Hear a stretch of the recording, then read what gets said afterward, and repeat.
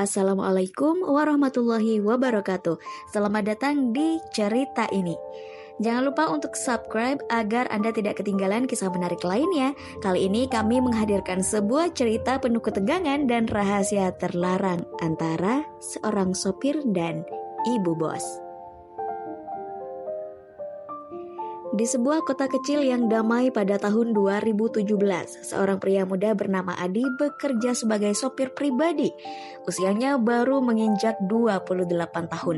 Wajahnya sederhana tetapi selalu ramah. Pekerjaannya adalah mengantar jemput keluarga seorang pengusaha sukses, Pak Heru, yang memiliki istri anggun bernama Ibu Nia. Ibu Nia adalah wanita berusia 40 tahun yang memancarkan pesona luar biasa.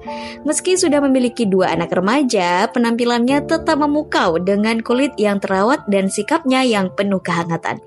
Namun di balik senyumannya ada kerinduan yang lama terpendam.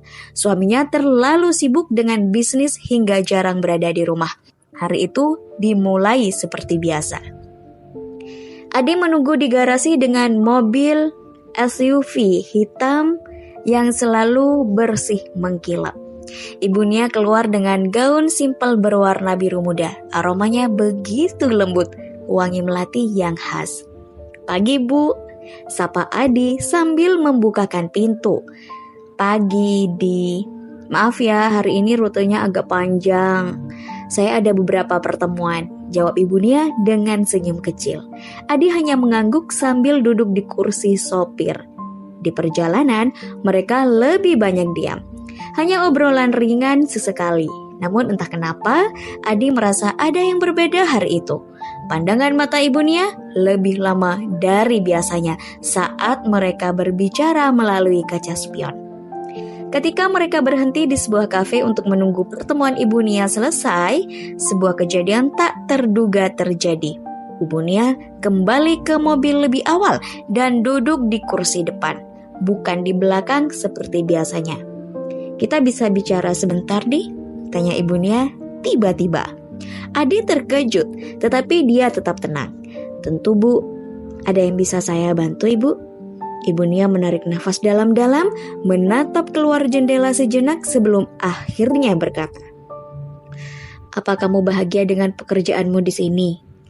Pertanyaan itu terdengar sederhana, tetapi caranya mengucapkan membuat Adi merasa ada sesuatu yang lebih dalam. "Alhamdulillah, Bu.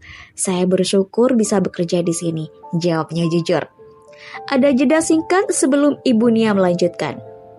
"Saya hanya ingin kamu tahu, saya menghargai apa yang kamu lakukan. Kamu orang yang sangat bisa dipercaya." Adi hanya tersenyum, meskipun hatinya mulai bertanya-tanya. Ada sesuatu di balik kata-kata itu, sesuatu yang lebih dari sekedar ucapan terima kasih. Setelah hari itu, hubungan mereka perlahan berubah. Ibu Nia menjadi lebih terbuka dalam percakapan, sering mengajak Adi berbicara tentang kehidupannya, tentang kesepian yang ia rasakan. Adi meskipun berusaha menjaga jarak, tidak bisa menahan rasa empati yang mulai tumbuh. Namun dia tahu ada batas yang tidak boleh dia langkahi. Hari-hari berikutnya menjadi awal dari perjalanan yang penuh dilema. Adi mulai melihat sisi lain dari majikannya, sisi yang penuh emosi dan kerentanan.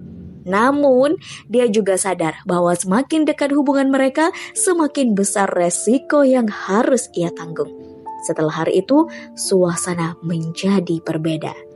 Ada energi baru di antara Adi dan Ibu Nia, sesuatu yang sulit dijelaskan, tetapi terasa nyata. Setiap perjalanan mereka kini penuh dengan percakapan ringan yang sering berubah menjadi diskusi mendalam. Ibu Nia tampak semakin nyaman berbicara dengan Adi, bahkan tentang hal-hal yang sifatnya pribadi. Pada suatu sore setelah mengantar anak-anak Ibu Nia ke les private, Adi sedang menunggu di mobil. Ibu Nia keluar dari rumah dengan membawa 2 cangkir kopi. "Untuk Modi, udara sore ini dingin.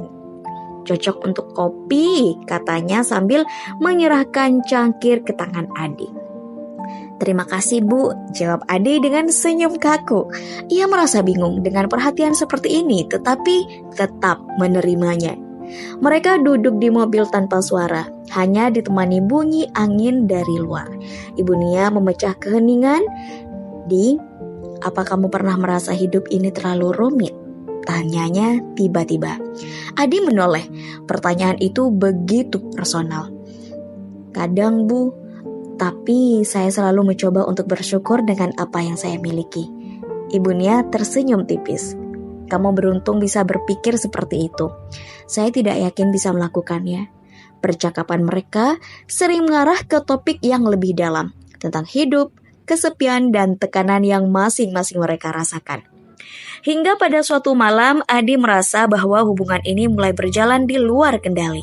Hari itu, Pak Heru sedang melakukan perjalanan bisnis keluar kota selama seminggu. Adi mengantar Ibu Nia ke acara makan malam bersama teman-temannya. Namun, di tengah perjalanan pulang, Ibu Nia meminta sesuatu yang tidak biasa. "Di, kita jangan langsung pulang ya, cari tempat yang tenang, saya ingin duduk sebentar," katanya. Adi ragu sejenak tetapi tetap menuruti perintah. Ia membawa mobil ke sebuah taman kecil di pinggiran kota. Tempat itu sepi, hanya ada beberapa lampu jalan yang menerangi. "Kenapa tidak langsung pulang, Bu?" tanya Adi sambil mematikan mesin. Ibu Nia menghela napas panjang. "Kadang saya hanya ingin merasa bebas, tidak ada jadwal, tidak ada tanggung jawab. Hanya diam sejenak." Mereka duduk dalam diam selama beberapa menit. Namun suasana berubah ketika Ibu Nia menatap Adi. Tatapan itu tidak lagi sekedar ucapan terima kasih. Ada sesuatu yang lebih dalam. "Adi, apa kamu pernah merasa terjebak dalam situasi di mana kamu tidak punya pilihan?" tanyanya dengan suara yang hampir berbisik. Pertanyaan itu membuat Adi gugup. "Maksud Ibu?" Ibu Nia tidak langsung menjawab. Sebaliknya, dia memiringkan tubuhnya sedikit lebih dekat.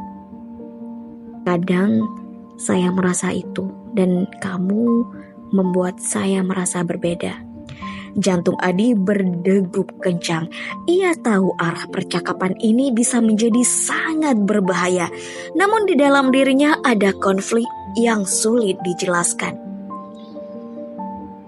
Bagian dari dirinya ingin menjaga jarak, tetapi bagian lain merasa tersanjung. "Ibu, saya hanya seorang sopir. Saya tidak ingin membuat situasi menjadi rumit," jawab Adi dengan nada hati-hati. Namun sebelum ia bisa mengatakan lebih banyak, Ibu Nia menyentuh tangannya. Sentuhan itu lembut tapi tegas. "Adi, saya hanya ingin kamu tahu. Kamu istimewa bagi saya," katanya. Adi merasa seperti terjebak di antara dua dunia. Ia tahu ini salah, tetapi perasaan yang muncul terlalu kuat untuk diabaikan.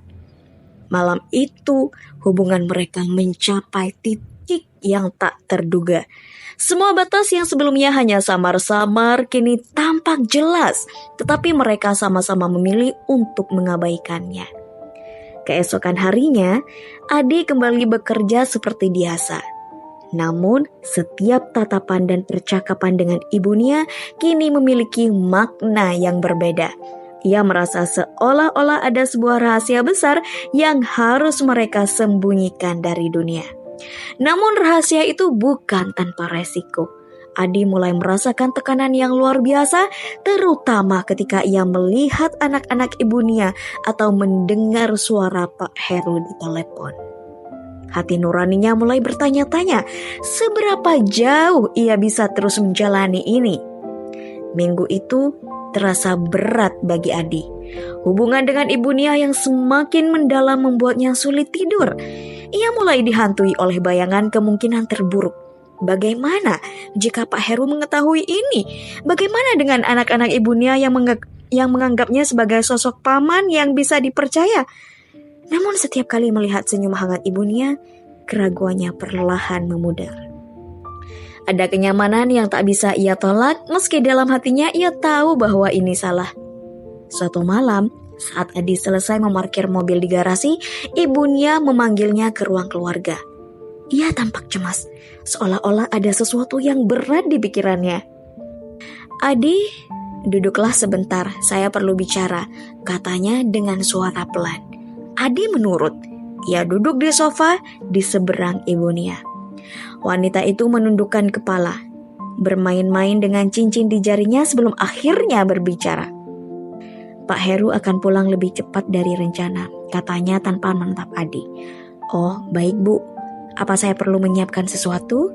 tanya Adi. Meski ia tahu ada hal lain yang ingin Ibu Nia sampaikan. Ibu Nia mendongak, matanya berkaca-kaca. "Adi, saya tidak tahu apa yang harus kita lakukan. Semua yang terjadi, saya takut." Adi terdiam. Ia tahu inilah saatnya untuk memutuskan. Melanjutkan hubungan yang penuh resiko ini atau menghentikannya sebelum semuanya terlambat. "Bu, saya juga takut, tapi mungkin yang terbaik adalah berhenti sekarang sebelum semuanya menjadi lebih rumit," katanya dengan suara berat. Ibu Nia terdiam, air mata mulai mengalir di pipinya. "Kamu benar, tapi kenapa ini terasa begitu sulit?" Percakapan itu terhenti oleh suara langkah kaki di depan rumah. Adi langsung berdiri, tubuhnya tegang. "Itu Pak Heru," bisiknya. Pak Heru masuk dengan koper di tangannya. Ia tampak lelah, tetapi senyum kecil muncul di wajahnya melihat Ibu Nia. "Kok nggak kasih kabar mau jemput saya tadi?" Adi tanyanya santai. Ibu Nia tersenyum tipis. "Maaf Mas, saya pikir kamu mau pulang sendiri." Pak Heru hanya mengangguk sebelum melirik ke arah Adi. "Adi, terima kasih. Sudah jaga semuanya selama saya pergi." Adi mencoba tersenyum. "Sama-sama Pak." Namun perasaan tegang di ruangan itu terlalu nyata untuk diabaikan. Adi merasa seperti berada di bawah pengawasan meski Pak Heru tampak santai. Beberapa hari berlalu, tetapi Adi merasa sesuatu telah berubah. Pak Heru menjadi lebih sering berada di rumah, seolah-olah sedang mengawasi sesuatu.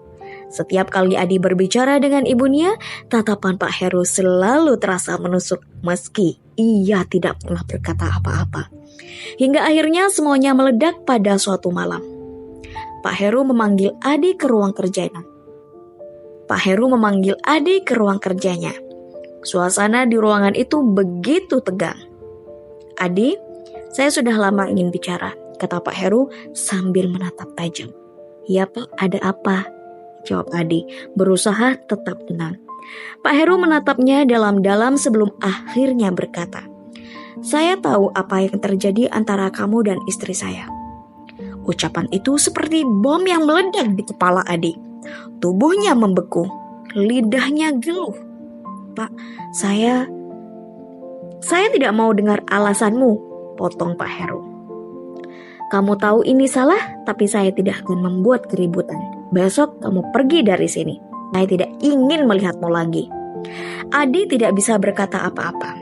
Ia hanya mengangguk sebelum berdiri dan meninggalkan ruangan itu. Malam itu, ia mengemasi barang-barangnya dengan hati yang hancur.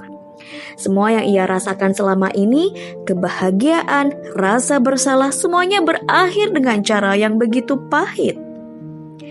Keesokan harinya sebelum pergi, Adi berdiri di depan rumah untuk terakhir kalinya.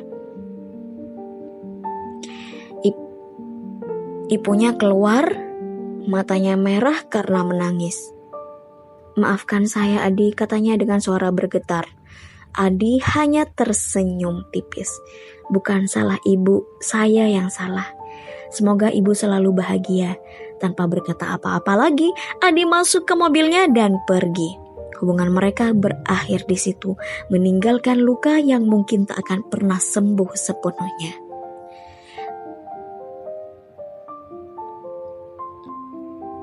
Terima kasih sudah mengikuti cerita ini sampai akhir. Dari kisah ini kita belajar bahwa setiap tindakan memiliki konsekuensi dan menjaga batasan dalam hubungan adalah kunci untuk menghindari masalah yang lebih besar.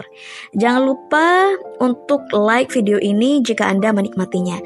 Subscribe agar tidak ketinggalan cerita menarik lainnya dan tinggalkan komentar Anda di bawah. Apa pelajaran yang Anda ambil dari cerita ini? Sampai jumpa di cerita berikutnya. Wassalamualaikum warahmatullahi wabarakatuh.